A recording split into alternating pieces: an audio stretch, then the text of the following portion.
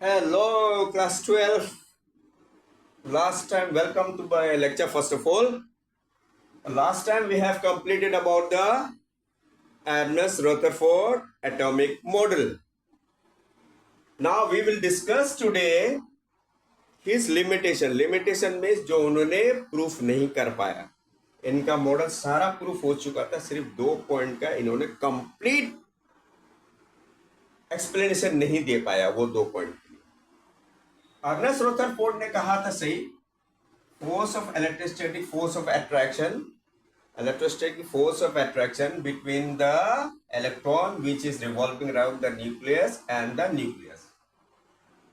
ठीक है. फिर भी कोई भी चीज अगर पार्टिकल कोई भी या पकड़ लो, यहां पर इलेक्ट्रॉन होगा क्योंकि ये एटॉमिक मॉडल है, तो वो उन्होंने क्या करता है, रिवॉल्व करता है.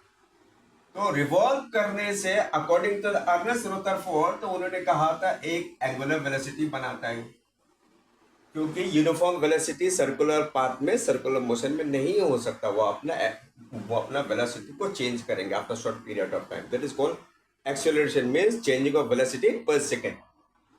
अगर एक्सेलरेशन प्रोड्यूस कर रहा है तो एक्सेलरेशन वो क्या जनरेट कर रहा है, एक सेंट्रीपिटल फोर्स जनरेट कर रहा है. दैट इज कॉल्ड, यही तो अर्नेस्ट रदरफोर्ड का मॉडल का यही तो मेन था ना. यही चीज के लिए तो उनका मॉडल एक्सेप्ट भी किया गया था, पर बाद में कुछ वो लिमिटेशन है. अभी हम लोग पढ़ेंगे लिमिटेशन.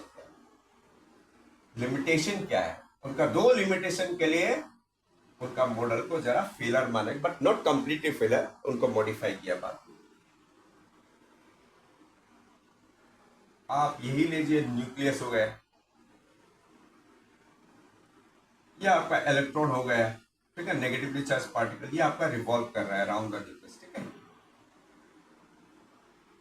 तो नील बोर ने कहा और मैक्सवेल सर ने कहा, अगर कोई भी, ये इलेक्ट्रॉन क्या है, ये पॉजिटिवली चार्ज पार्टिकल, और ये भी पॉजिटिवली चार्ज सेंटर है जहां पर proton and neutron they reside. It is like a house very point charge.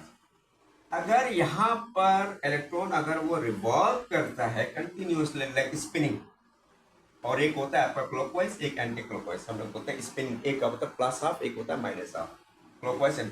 तो स्पिनिंग कर रहा है ये सपोज एंटी क्लॉकवाइज. अगर स्पिनिंग करता है तो इलेक्ट्रॉन क्या करेंगे, वो लूसेस ऑफ एनर्जी ना, लूज हो गए एनर्जी, तो लूज होगा. वो कोई भी चीज एनर्जी लूज होता है. और क्या आपका होगा यहाँ, अगर एनर्जी लूज होगा तो मीन्स एमिशन ऑफ रेडिएशन होगा. यहाँ पर एमिशन ऑफ रेडिएशन मीन्स वो तो रेडिएशन को जनरेट करेगा. इलेक्ट्रॉन का एनर्जी लूज हो रहा है क्योंकि वो स्पिनिंग कर रहा है, तो एनर्जी लूज हो रहा है, मतलब आपका इमिशन ऑफ रेडिएशन भी हो रहा है. अगर इमिशन ऑफ रेडिएशन हो रहा है तो स्पेक्ट्रम फिर कहां गया. स्पेक्ट्रम तो जनरेट वही होता है जहां पर इमिशन ऑफ रेडिएशन है. तो यहीं पे इन्होंने मार खा गया, क्योंकि अगर इलेक्ट्रॉन रिवॉल्व कर रहा है तो वो तो लूज एनर्जी करेगा, number 1 point. Number 2 emission of radiation भी करेगा, जिसे हमें कहता है स्पेक्ट्रम फॉर्मेशन. वो 2 पॉइंट के लिए इनका मॉडल कंप्लीटली रिजेक्ट नहीं हुआ, इनको जरा सा मॉडिफाई कर दिया. The great Niels Bohr was even compared with great Albert Einstein. ठीक है. और ये स्पेक्ट्रम एक्चुअली क्या होता है, देखिए यहाँ पे क्या होता है, मैं आपको यहाँ पे समझा बैठा हूँ. ये से लोग कहता है, वो हम लोग कहता है एनर्जी लेवल. क्या कहता है,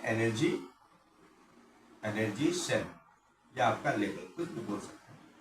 ये आपका क्वांटाइज होता है, मीन्स उतना ही एनर्जी का इलेक्ट्रॉन ले सकता है जिनका कैपेसिटी होता है. That's called quantize. ठीक है.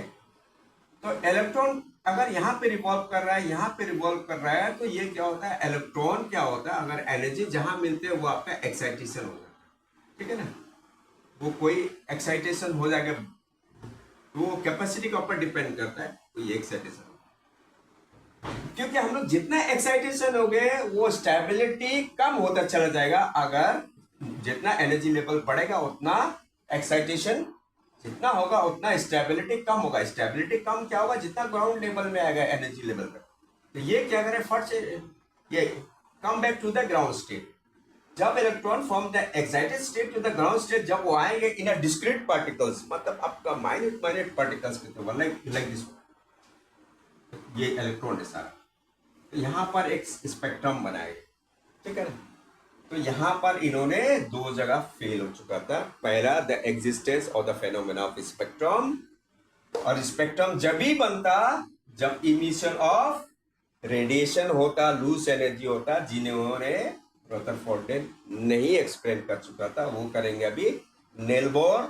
और वहां से atomic structure completely it came to our forefront that this is the complete arrangement of sub atomic particles in atom. Okay then, जो मेरा लेक्चर समझ चुका है, दो पॉइंट को याद करो। एक आपका एक्सेलरेटेड पार्टिकल जो भी होता है वो आपका लूज करेंगे एनर्जी और एमिशन को रेडिएशन करेगा। और नंबर सेकंड पॉइंट, अगर वो इमिशन ऑफ रेडिएशन करेगा तो वो स्पेक्ट्रम को बनाएगा। स्पेक्ट्रम कुछ नहीं होगा, energy from the higher state क्या होगा, वहाँ यहाँ पर स्टेबिलिटी कम होता है, they want to come out and they form a discrete line. Discrete मतलब बहुत टाइनी, डिस्क्रीट लाइन जिसको आपका स्पेक्ट्रम बोलते हो, spectrum. Okay then, till then, those who are new to my channel, subscribe my channel, and those who are old, follow me for the last few weeks, months. I've started recently only. Share my channel to all of them and try to copy the note, pause it and copy the note, and every word of my users interpret in the word. That is what should be the complete note for you. Okay then, till then, goodbye.